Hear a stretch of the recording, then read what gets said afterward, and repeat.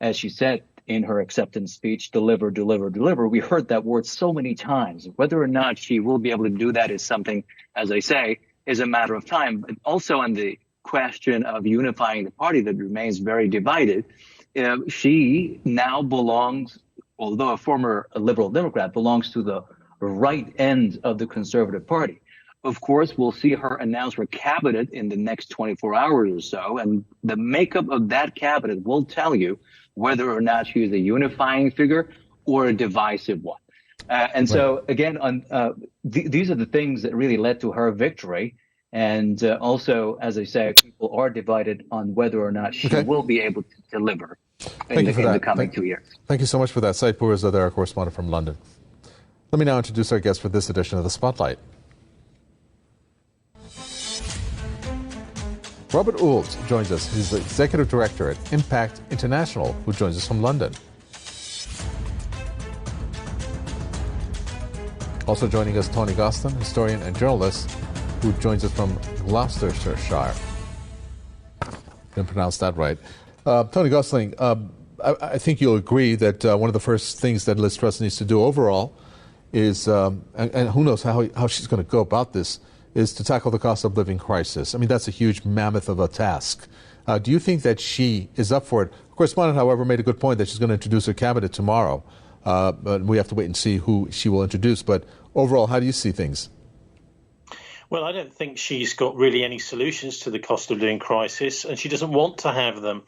I think the game she's playing is that she wants to concentrate on foreign affairs, a bit like they do in the United States, in order to try and distract the public from their incompetence at home. But she's definitely not the Brexiteers' choice for Prime Minister. She's originally a Remainer.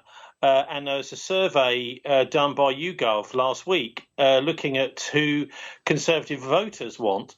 And Liz Truss was the bottom out of the three. They gave them the chance to look at either Boris Johnson to come back or to have Rishi Sunak or Liz Truss, and she's right down the bottom. And the reason that was 18%.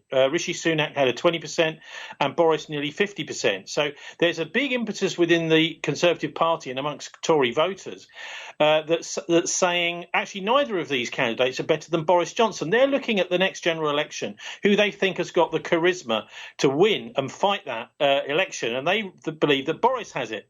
Now, Boris has got other plans. The deep state may also have other plans for Boris to go and become Secretary General of NATO, tempt him away from the fight with a big job like that. But the problem with Liz Truss is she's actually not very smart. She's a bit like a kind of ventriloquist dummy who will say whatever is put in front of her. We had a horrible showing of her. This is as part of the campaign, at the beginning of the campaign, where she was trying to find her way out of a press conference room, but she didn't know the exit. But she was trying to tough it out as if she did. Now, this is a very and she looked really stupid trying to get out of this room, but she didn't actually know the way out, and she was trying to pretend she did. Look, this is a very dangerous kind of psychology to have in a prime minister that tries to pretend they know what they're doing when they don't. I don't think Liz Truss is going to be in charge. She will be being told what to do by the financial oligarchs and the people who are really in charge, and her script will be being written for her. She will have something. And she had this, as we saw at the Foreign Office, when she was at the Foreign Office, something called imposter syndrome, where people find themselves in jobs they're not really capable of, and yet they try to, tough it out. They try to, they're basically completely reliant on their advisors. Now, the Tory MPs, by the way, at the weekend, there was a plot revealed in the Mirror newspaper here. There's a whole load of Tory MPs out there who are not happy about Truss winning either. They will, of course, for the cameras, for the time being, saying, oh, yes, we support her, we have unity. They're, of course, hoping for jobs in her cabinet. But there's a MP's plot to bring back Boris in a winter vote. That's what they're saying anyway. Liz Truss is not very bright, they say, and has poor judgment. She has little empathy, and she sees everything in financial terms, which is dangerous. What that means is she's amoral. Her values are financial. They're not moral. Okay, go ahead. Robert Oulds, go ahead. Rishi Sunak, who's an ex-Goldman Sachs man and as Chancellor of the Exchequer, actually put up taxes on the least well-off, targeting national insurance, essentially a jobs tax on the least well-off. He was all part of the redistribution of wealth from the poorest to the very richest in society with his lockdown and, of course, the measures which created an inflationary boom, which essentially, again, a tax on those who are the least well-off. So he was very close to the financial centre, of course, having worked for them, and, of course, didn't actually produce the goods for the economy that we hoped. What we do need is some somewhat experimentation, relaxation of excessive regulations. We need to get businesses moving. We need to open up the earth to get at the shale gas and, of course, the coal reserves, which Britain has in abundance, but have hardly been touched since the 1990s. And we need to become energy independent. And that would be one of the steps to taking the measures needed to reduce the price of energy, which is largely behind the substantial cost of living crisis which is hitting people now. Go ahead, Tony Gosling. Britain has a major problem in that we don't actually have any proper regulation. What we're seeing now, I mean, over in France, by the way, the government has regulated the energy companies to minimise these price increases. But here in Britain, we just let them price fix. We let them charge whatever they want. We had a cost. We had a cost cap, and it was the part of the cost cap structure was that it was alleviated over time, and it's just the cost cap has been reduced and got rid of at a time when, of course, energy prices have become soaring. So we do have a regulated energy sector. What we need to do is have more competition. The regulation is zero. These powerful energy companies are running the show. They are actually absolutely. We need to break them up. What absolutely. They cannot do. Yeah. Yeah, absolutely. We need to increase supply. We need of the resources that we have in the UK, rather than how much time will that take? Gas and energy from overseas. You talk about shale gas. Footprint. You talk about shale gas, Robert Oulds. Aside from the fact that that's an environmental hazard, let's put that aside. You disagree, okay? But how much time will that take in order for this drilling or whatever technical approach is for shale to be extracted? In terms of the duration of time, are we looking at the resources being there, A, and B, of course, for it to actually get executed? Well, one of the reasons why energy is so high is because, of course, there is profiteering from the energy companies, and this is a worldwide phenomenon. One of the aspects we can do is, of course, break them up, but a lot of the time, energy is bought in advance and futures are bought. If we were to send powerful signals out that there's going to be an increase in supply, then the long-term cost of energy will come down. We can increase exploration in the North Sea. We can increase the number of licenses about what can be extracted. There needs to be a whole set of supply side and demand changes as well. We need a radical reform of how the economy has been structured, because it hasn't been forget about green energy now. Very well. Let me ask you, Tony Gosling. Yeah, a really simple solution would be to bring these back into public ownership, that run them more openly, and also to have government department. Up until the Thatcher years, we never had these sorts of problems with gas prices because we had something called gas boards that used to sell gas to the public at the same price as it came out of the ground. There was no casino in futures and derivatives and people betting on the price of gas going up and down.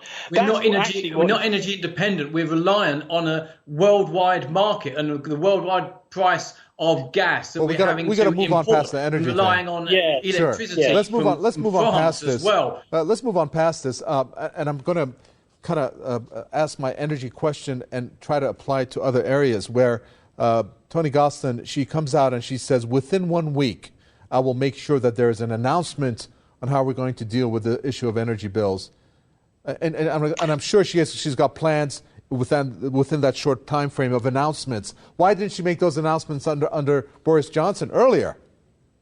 Well, look, the most amazing thing about this contest between Sunak and Truss is that they haven't actually told anyone what they're going to do.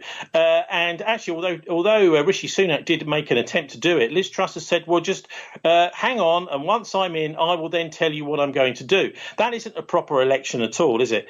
I don't think she's got anything particularly important up her sleeve. The only thing which will make a difference is the government beginning to act. And what bothers me is that the energy companies are completely in charge and the government doesn't really seem to have any cards on the table. If you remember last year, we had massive fuel shortages in Britain just at the time of the party conferences, and the energy companies wanted us to believe that they couldn't afford to pay drivers to drive to the petrol stations. No, they were sending a very clear message to the politicians in the party conference season who's in charge in Britain. Now, if you actually look at where she's come from, and of course Russian gas is very cheap, we should be taking that, of course we should, but she wants to have a confrontation for the Americans with Russia. We don't want to have a war in Europe, a fight in Europe for the Americans.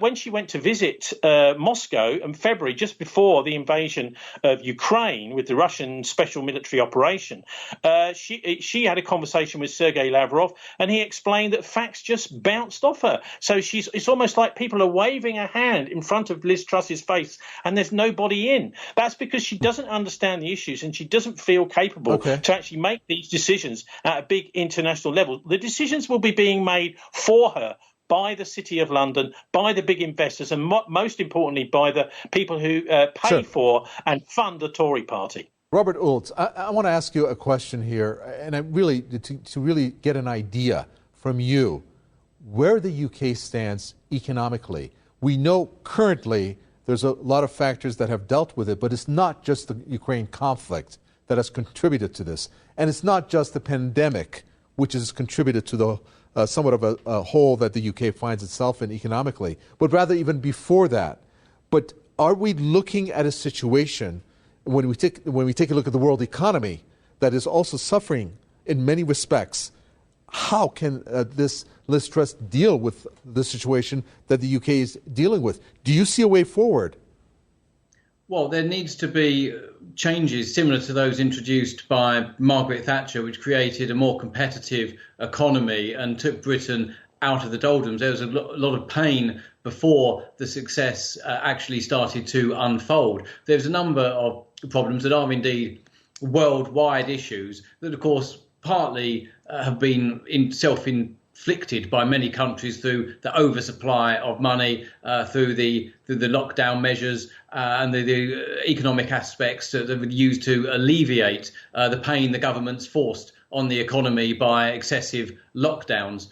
There's also, of course, there is the energy issue as well, and Russia is a factor. But of course, Britain's not going to be as badly hit as other European countries, and the future that Germany is facing, the immediate future, where Russia has essentially stopped gas supplies to Germany, prevent at a time when they would want to be building up their reserves for the winter, means that Britain's got a cost of living crisis, and we've got a cost of the energy crisis as well. Right. But we are going to actually have the energy. Should people actually be able to pay for it? Other European countries may not even have the ability to keep themselves warm this winter, and that is deeply alarming, and that's going to affect everybody.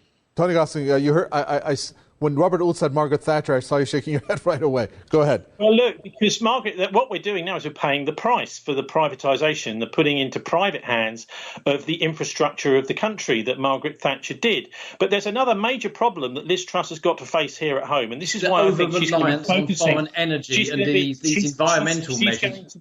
She's going to be focusing on foreign stuff, because she's not dealing with the major problem we've got at our hospitals, which is queues of ambulances waiting outside the hospitals because the hospitals are full. The reason they're full is because we have messed up social care, that there is nowhere for the care people, that it's very difficult to make care arrangements for people to leave hospital. So the hospitals are full to bursting, and the ambulances cannot deliver their patients. They're waiting for sometimes 24 hours outside the hospital. hospital. Now, Liz Truss is going to scrap the tax changes which were being introduced by Rishi Sunak to alleviate that and to sort out this social care once and for all. We do have to have a mixed economy. This is key. You've got to have some government stuff, for example, a national health service, I'd like to see nationalised railways. The energy from a broader market rate. It doesn't matter who's buying it. I'd love to be able to finish my sentence. And also water and electricity and gas in public hands. This is infrastructure. Okay, very well. Let me get Robert Oulds in. He wants to make a statement here.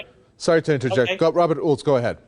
We certainly need reform in the energy market, but whilst we have measures in place which prevent us the UK producing its own gas and coal, and has political measures in place which are largely subsidising through the taxpayer and higher energy bills inefficient forms of energy production, such as onshore and offshore wind farms, or of course burning wood chips instead of coal, then of course we will be reliant on importing energy from overseas, which will be through an energy market, and we don't control the price for that. So what we need to do, of course, we need to break up these energy companies, have more competition in the energy market as well. That's what we need to do. There are solutions.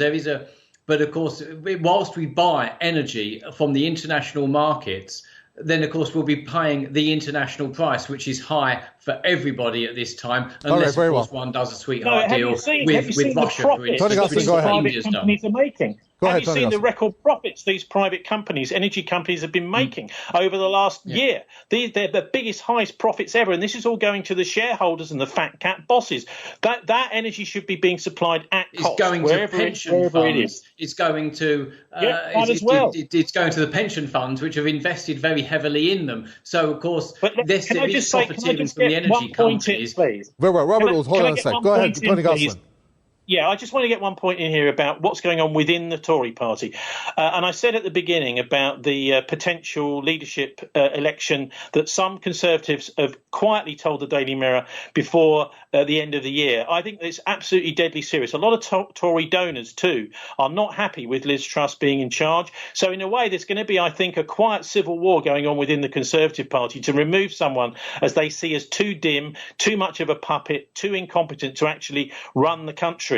A petition of nearly 10,000 members. Let me get Robert Oulds. Sorry, Tony Gosling, because we're fresh out of time. Robert Oulds, you have the last say. Go ahead, Robert Oulds.